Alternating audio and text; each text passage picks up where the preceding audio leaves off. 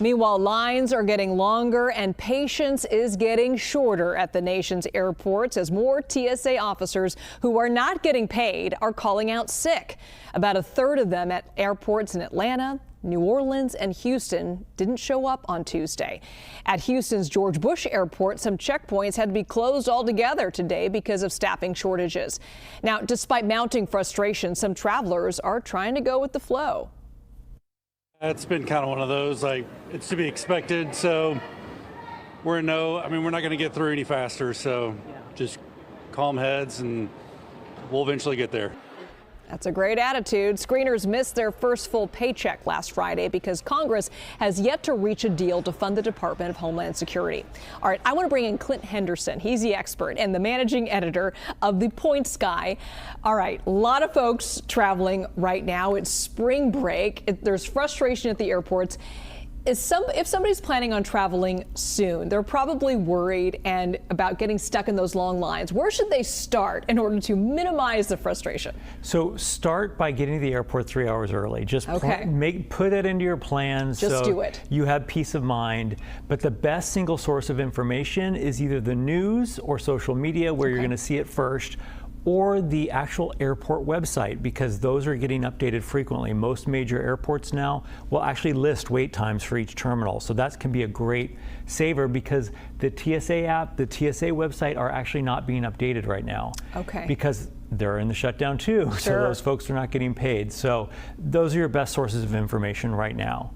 Now, when you get to the airport, if you see a 3-hour line, my best advice is to go enroll yourself in Clear if it's at that airport, because you can get instantly approved. Okay. Now it's $209 a year for Clear, but if you're cutting that line, to me that's worth it. And a lot of credit cards will actually reimburse you for that fee. So that's a little workaround. Yep. And then of course we always tell people at the Points Guy, get pre-check. It will make your life so much easier, even if you're an infrequent traveler.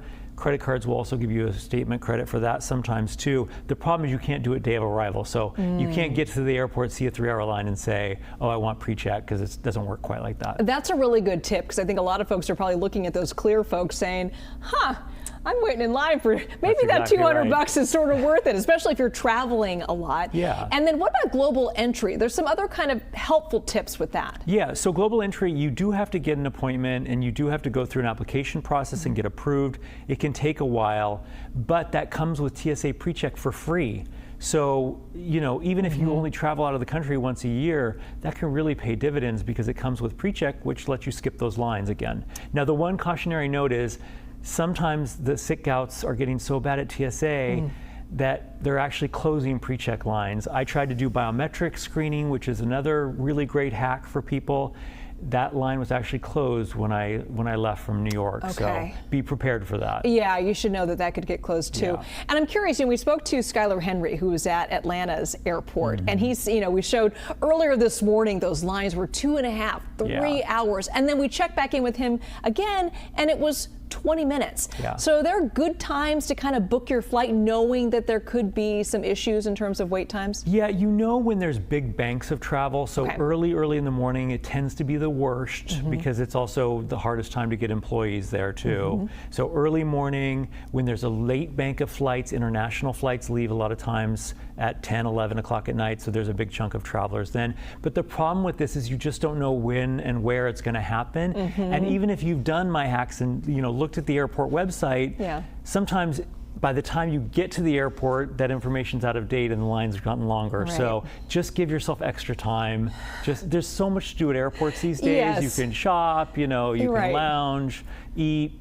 Give yourself the extra wiggle room. Yeah, what's the worst that can happen? You can have a glass of wine or have a cup of coffee and relax. Yeah. I'm curious, are we seeing the prices go up too for some of these flights? Are you seeing that on your end? Yes, that's what we're telling people. Yeah. Lock in your holiday trips right now. Oh, good tip. Book now in case oil continues to climb, because prices will go up.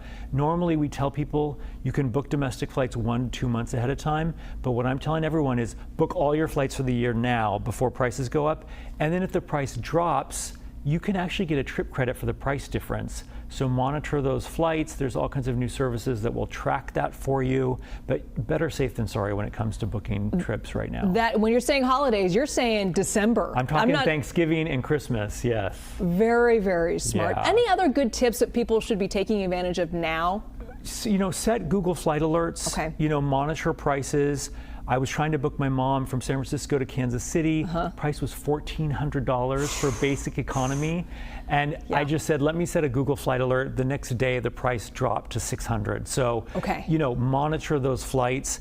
And like I said, lock in the ticket prices now. Just do not book basic economy because they will not give you a trip credit for the price difference if that price drops. And it's not worth it to do basic. Don't book basic economy. No. So business class or first class, is that what you're saying? No, main cabin. Main cabin, there's okay. this new worst of the bunch main cabin called basic economy. Okay. It's cheaper, but you can't pick your seats. You're the last to get rebooked when things go wrong. Okay. And you can't get a trip credit for the price difference if the fare drops. Okay, so don't be fooled. Again, so what should we be booking?